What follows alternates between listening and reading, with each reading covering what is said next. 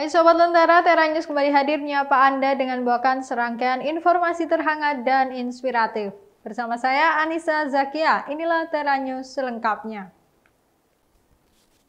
Kita mulai dari Jakarta, Sobat Lentera. Presiden Republik Indonesia Prabowo Subianto menerima kunjungan kehormatan Duta Besar Republik Rakyat Tiongkok untuk Indonesia, Wang Lutong, di Istana Merdeka Jakarta pada Jumat 16 Mei 2025. Pertemuan berlangsung hangat dan produktif, menegaskan komitmen kedua negara dalam memperkuat kemitraan strategis khususnya di tengah momentum peringatan 75 tahun hubungan diplomatik Indonesia dan Tiongkok. Presiden Prabowo Subianto menerima kunjungan kehormatan Duta Besar Republik Rakyat Tiongkok Wang Lutong di Istana Merdeka. Dalam suasana akrab dan penuh semangat, kedua pihak membahas penguatan kerjasama bilateral yang telah terjalin selama 75 tahun. Kunjungan ini menjadi penanda eratnya hubungan diplomatik kedua negara yang terus berkembang. Berbagai sektor strategis menjadi fokus pembahasan, mulai dari investasi, ketahanan pangan, hingga hilirisasi industri dan pertukaran budaya. Dubes Wang menyampaikan bahwa hubungan pribadi yang kuat antara kedua pemimpin negara menjadi modal penting dalam mendorong kerjasama konkret dan saling menguntungkan. Dubes Wang Lutong menegaskan bahwa koordinasi antara Indonesia dan Tiongkok akan terus diperluas, tak hanya di tingkat pemerintahan, tetapi juga antar pelaku usaha dan masyarakat.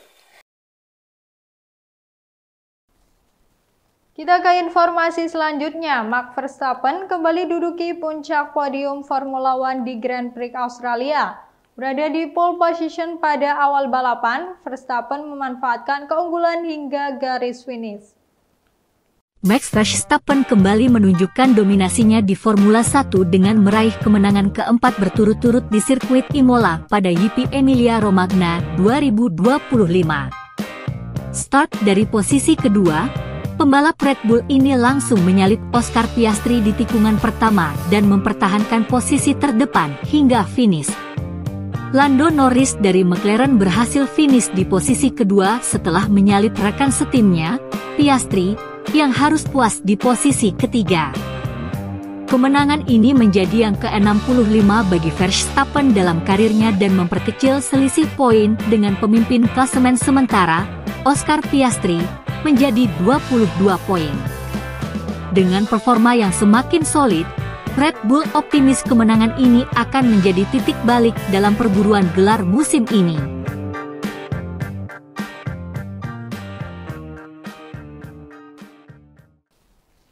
Sesaat lagi kita akan bahas tentang Cedric Rollet yang jadi perbincangan di dunia kuliner. Jadi tetap di Tera News.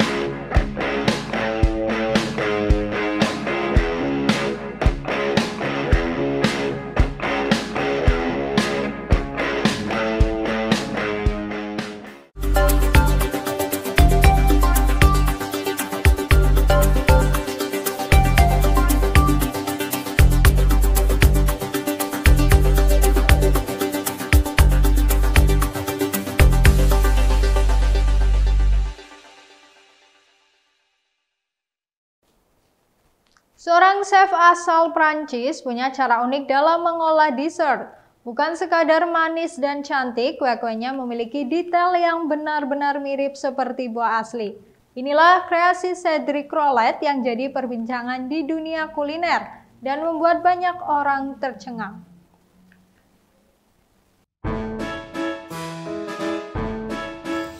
Ini dia Cédric Rollet, nama yang kini menjadi ikon dalam dunia pastry kelas dunia. Chef asal Prancis ini dikenal luas karena karyanya yang unik. Kue-kue yang tampak begitu mirip dengan buah asli hingga seringkali membuat orang tak percaya bahwa itu bukan buah sungguhan. Dengan ketelitian tinggi, Rollet menggabungkan teknik pastry modern dan estetika seni rupa yang membentuk kue dengan detail luar biasa. Dari kulit, tekstur, hingga warna alami buah, semuanya dibuat dari bahan makanan tanpa cetakan buatan. Karya-karyanya bukan hanya soal tampilan. Di dalam setiap buah terdapat lapisan sponge cake yang lembut, mousse yang ringan, dan isian buah segar yang segar dan seimbang. Sensasi rasa dan teksturnya pun disusun dengan sangat presisi, menghasilkan pengalaman kuliner yang benar-benar unik.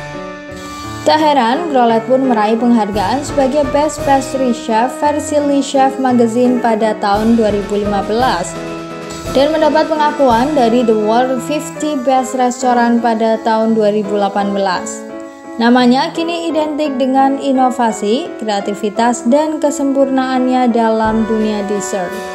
Melalui setiap karyanya, Rollet tak hanya menyajikan makanan penutup, namun ia mengajak kita menikmati keindahan dari sebuah karya seni yang bisa disantap.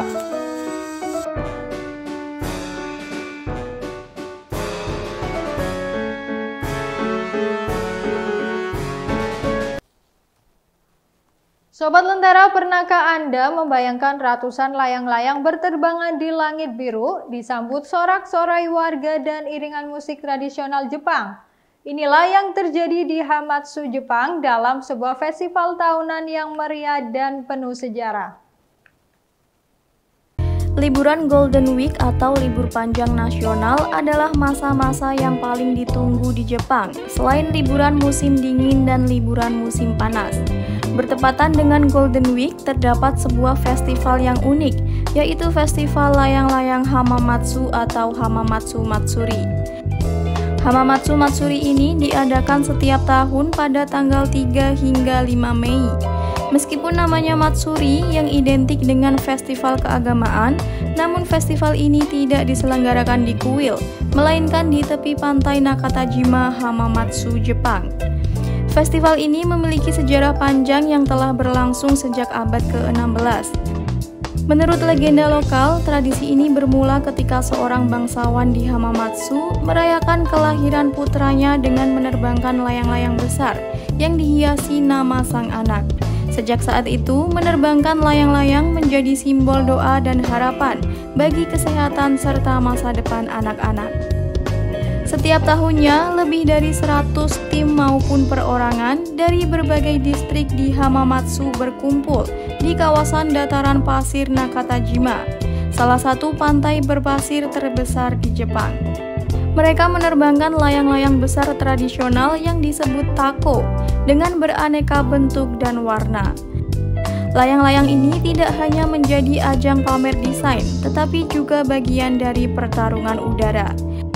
Tali-tali layang-layang saling berbenturan dalam sebuah tradisi yang disebut Kenkatako atau pertarungan layang-layang, di mana tim berusaha memutuskan tali lawan mereka satu sama lain. Saat menerbangkan layangan, para peserta juga menggunakan pakaian tradisional Hapi yang digunakan dalam festival atau Matsuri.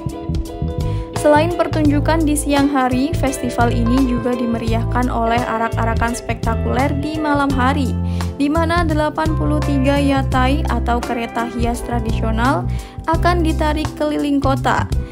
Setiap kereta dihias dengan lentera dan diiringi oleh musik tradisional Jepang yang dimainkan oleh anak-anak setempat. Festival layang-layang Hamamatsu mencerminkan semangat gotong royong, kebanggaan komunitas, dan penghormatan terhadap tradisi.